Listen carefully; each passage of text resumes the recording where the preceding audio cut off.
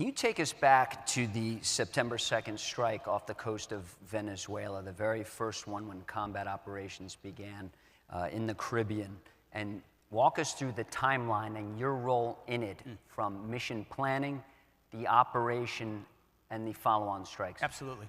So it took us a couple of weeks, almost a month, to develop, and I can't get into sources and methods and all of those things for obvious reasons, but you have to develop the intel picture and get an understanding of what you're looking at. And a lot of our assets, as I talked about in the speech, had been pointing 10,000 miles around at the other side of the world for a very long time. So once we got to the point where a strike was imminent, I had taken the decision responsibility up to my level. Not many military decisions should be made by the Secretary of War. I believe in deferring those decisions to local commanders as much as possible. But because of the strategic implications of the first few strikes, I wanted to hold that decision at my level. And the briefing that I received before that strike was extensive, exhaustive, I would say, as each one is since. On the military side, on the civilian side, lawyers, intel analysts, red teaming, every aspect. What do we know? What do we know about their affiliation? A lot of things I can't share in this room to give us the kind of confidence that we know where this is coming from, who's driving it, who's on it, what their intentions are, where it's all the details you need to strike a designated terrorist organization, which is an important thing to remember at the top of all this. The president has designated these as terror organizations, poisoning and threatening the American people, making them a target just like Al-Qaeda. So in that room, in that moment, it was, I can't even remember exactly how long it would have been, 20, 30 minutes of a preview of exactly what's going on. And my job was to say, execute or don't execute. So I was satisfied with the strike criteria, yes. Saw the strike itself, which all of you have seen. There was probably 30 or 40 minutes, is what I've been told, of dust, and he was on fire for a long time after that. I stayed for probably five minutes or so after, but ultimately at that point it was a tactical operation, and so I moved on to other things. I shouldn't be fighting tactics as the Secretary of War, so I moved on to other things.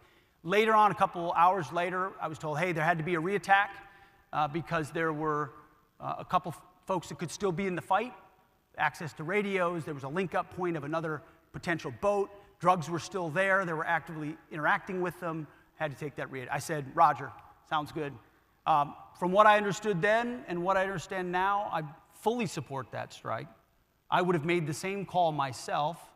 Those who were involved in 20 years of conflict in Iraq and Afghanistan or elsewhere know that reattacks and restrikes of combatants on the battlefield happen often. In this particular case, it was well within the authorities of Admiral Bradley, who's an incredible American, an American hero. And the 22 or 23 strikes since have followed the similar protocol of ensuring we meet the criteria. The decision's not at my level anymore. And then we take the strike.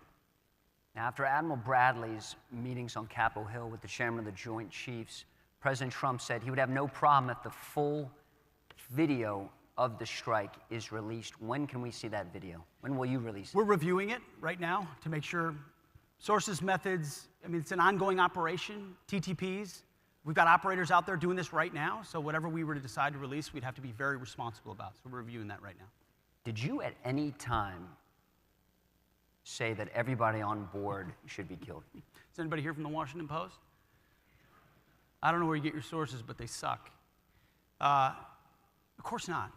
Anybody that's been in the Situation Room or they've been in the war room there, the Secretary's office, no, you don't walk in and say, kill him. It's just patently ridiculous. It's meant to create a cartoon of me and the decisions that we make and how we make them. It's ridiculous. The chairman and Admiral Bradley and everybody shot it down immediately because anybody that knows that's not how things go. There's a very defined process, specific criteria, go, no go, yes, no, lawyers, intel analysts, everything, and then after that you simply say cleared hot or not. And so did you have a plan to deal with survivors? There was protocol for dealing with survivors, but in that, and frankly, there was 10 strikes later, there was a semi-submersible that I think folks here, meaning a submarine. You don't go fishing on a submarine full of drugs, and in that particular case, the first strike didn't take it out, and a couple guys jumped off and swam, from what I understand, a ways away. When we struck the submarine a second time, it sunk, and then you had two people that you had to go get, and we had the ability to go get them. We gave them back to their host countries. That's a story that's already been out in the public. So we didn't change our protocol. It was just a different circumstance. So What people think is cavalier or cowboy about it is the exact opposite.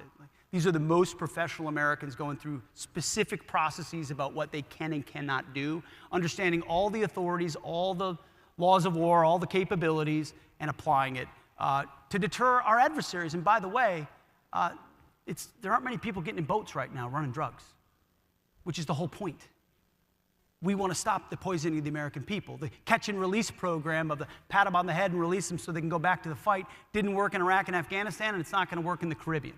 So we're putting them at the bottom of the Caribbean, which forces them to change the way they operate and hopefully makes the American people safer in the process. Not hopefully, it will make the American people safer in the process. So, Mr. Secretary, you will be releasing that full video.